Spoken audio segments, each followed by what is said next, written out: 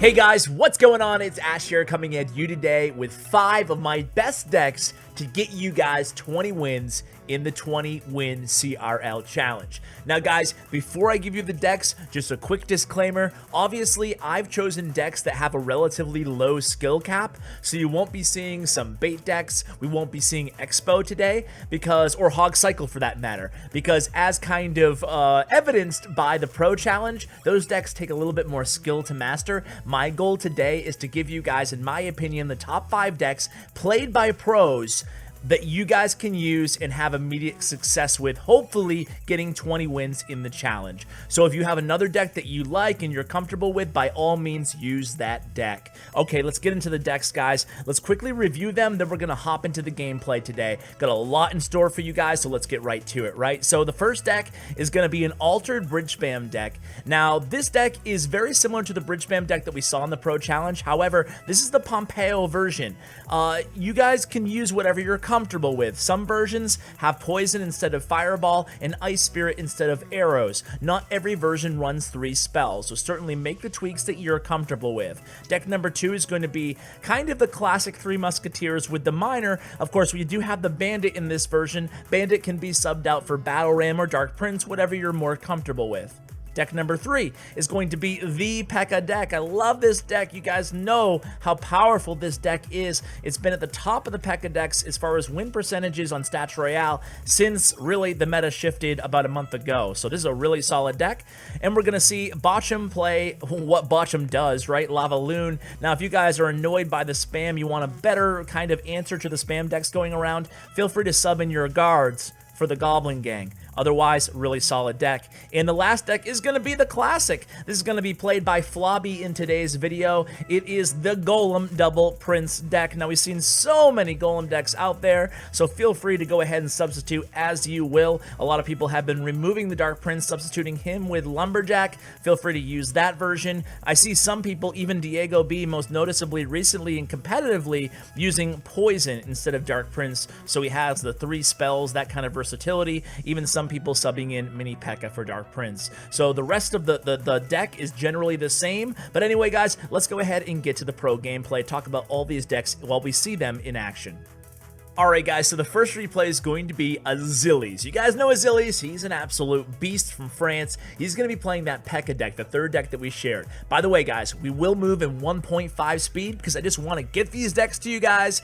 You can get a feel for how they work, and if you want a more in-depth strategy guide, I'll link the full videos with the pros on each of these decks for you guys in the description below. So here you go with this deck. Obviously, you want to start out the match by setting the table with your Goblin Hut. Set the table, Goblin Hut, it's going to give you a nice kind of base to build off of throughout this match. So especially in the first 2 minutes, make sure you're cycling your Goblin Huts. Be rather a passive. Identify your best counters to the opponent's best win condition, right? It's as easy as that. Then once you identify their deck, and this is going to be a common theme, pretty much every deck that we talk about today, and once you identify what deck they're playing, you can punish them. And you saw Azilys absolutely demolish this guy, Floppy there, and this was a 12 win. By the way, all of these matches will either be competitively done or a 12th win of a grand challenge, so you guys can see kind of what you're up against. So here, we can just go ahead and fast forward. At this point, Azilys has it in the bag. You can see sometimes on one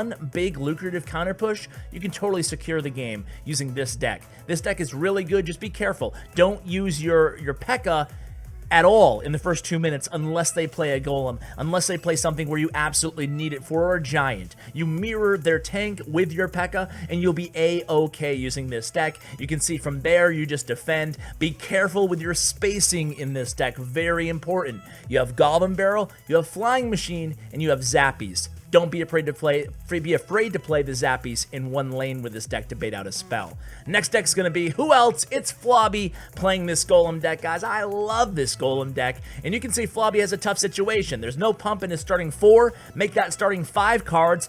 Pump is going to be one of his last cards. So what is he going to do? Well, he's going to defend and cycle. He's dropping off the Prince in the back here. Started off with a Baby Dragon. If your opponent was to pump up, and you don't have an answer for the pump, and you don't have a pump of your own, Flobby recommends playing the Baby Dragon into their pump if they drop it in front of their king tower. So here we go. It's going to be a big push in the right lane. We have the golem down, but first we have to answer against this giant, and he did a great job activating that king tower, which is exactly what you're supposed to do with the tornado, especially in a situation like that where you can tell they're not going to be able to support that push. They have to worry about your golem on the other end. Speaking of the golem, getting a lot of damage. Now, another tip from Flobby, guys, is make sure you're supporting your pushes even when the golem dies and turns into golemites. And you can see he did that there, adding in that Dark Prince. Of course, the opponent did have a good answer in the minion horde, but you guys get the point. Sometimes people will just stop their push when the golem dies and splits into golemites,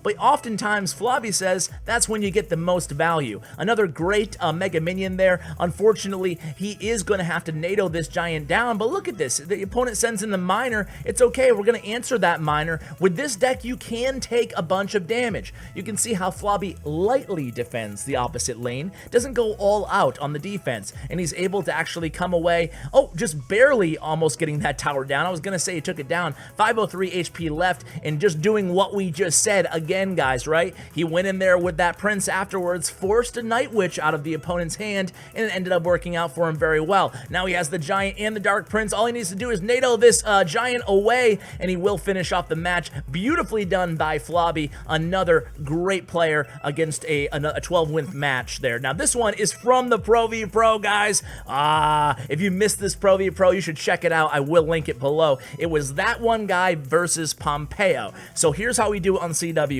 The winner of these Pro v Pros stays on. Pompeyo's beat Sergio Ramos. He's beat Mini Minter. He's beat One Hive Hunter. He's beat Surgical Goblin. He's won 6 in a row. He beat that one guy. Spoiler alert for you guys. And this was the deck that he used. This is the first deck that we covered, by the way. It's the bridge spam deck. So if you guys are good with bridge spam, this is a great deck. You have 3 spells at your disposal. Obviously, use the best spell for the given situation.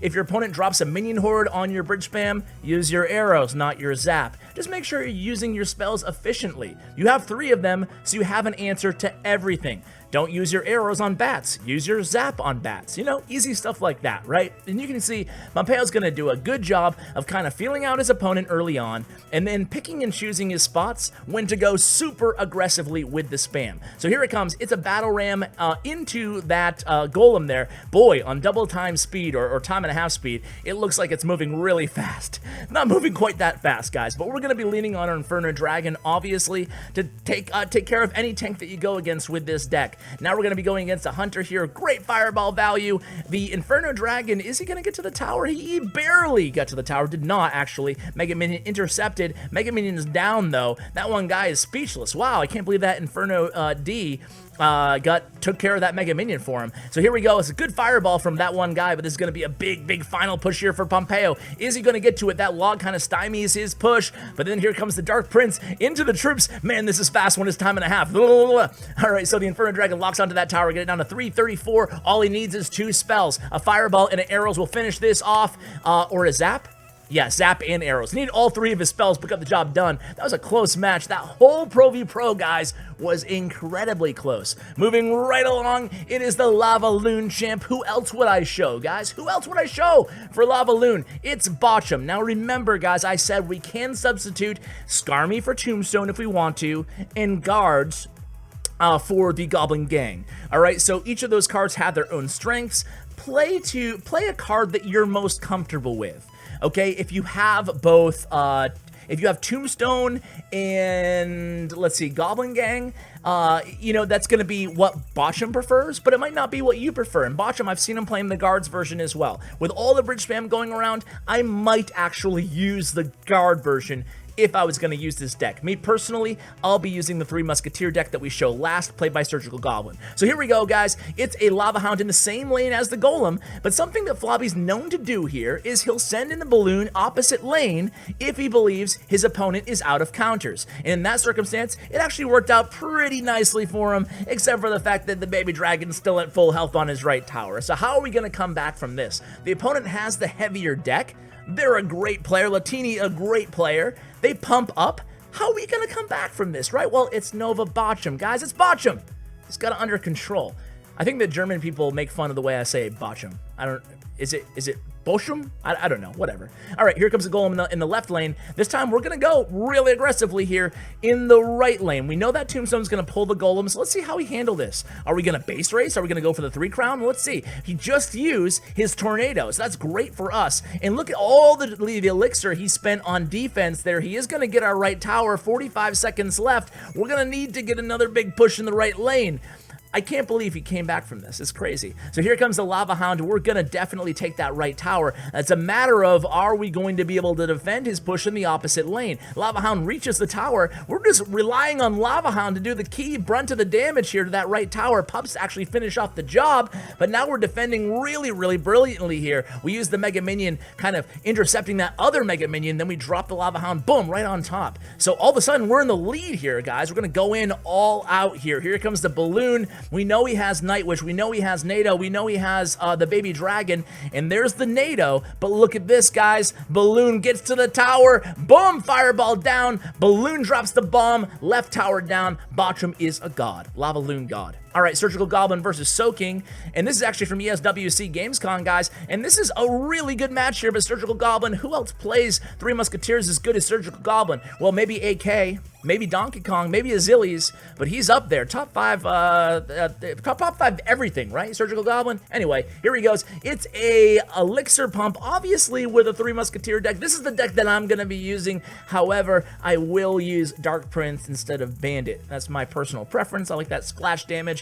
I like to be a little bit more defensively oriented. So we get the spell out of Soaking. Here comes the 3 Musketeers. We have 2 in the left lane. He's going to answer with a P.E.K.K.A. This is kind of an annoying deck to go against, Soaking's deck, if you're Surgical Goblin. He has the P.E.K.K.A. He has the, I think he has Zap as the last card. There it is. And he also has Poison. So he has an answer for really for both lanes of any of Surgical Goblin's pushes here. But Surgical Goblin's going to do a really great job. Obviously, with this deck, in the first 2 minutes, you're going to be seldomly using your 3 Musketeers. Guys, you're going to be using your 3 Musketeers mainly just cycling them, especially with this deck. It's a little bit cheaper. Cycling them in double elixir time, trying to protect your pumps, very, very important. If you're going against a 3 Musketeer deck, the number one thing you do if you have Miner is make sure you save that Miner for the pumps. Try to punish the pumps. Even better if you have Miner and a spell. But we're looking at it from Surgical Goblin's vantage point here, and you can see he has an opening here. He knows that Azilys actually use a ton of elixir there with the P.E.K.K.A. and everything he threw at him in the right. So he decides to go a little bit more aggressively in the right lane, gets that tower down to about 1400 HP, and then cycling back to 3 Musketeers again. And this is what I'm talking about, the relentless barrage of 3 Musketeers when you get into double elixir time. He has 2 in the left lane just chipping away. That tower's now down to 500, 400 damage, and the Bandit's actually going to get through. The Bandit, the one that I replaced, the card that I replaced, gets through, guys. I'm wishing you guys the best of luck. Huge shout out to all the pros that I highlighted in this video. I wish you guys get 20 wins. I really hope you guys get 20 wins. Let me know in the comments below if you do or you don't. We have a few hours at the time of this recording before it actually goes live. So, guys, just wishing you the best. Thanks so much for watching. Huge shout out to Bren Chong, my YouTube partner, and Clash Royale, new partner on the channel. Check out all the information in the description below, guys. Thanks, and as always, take care, guys.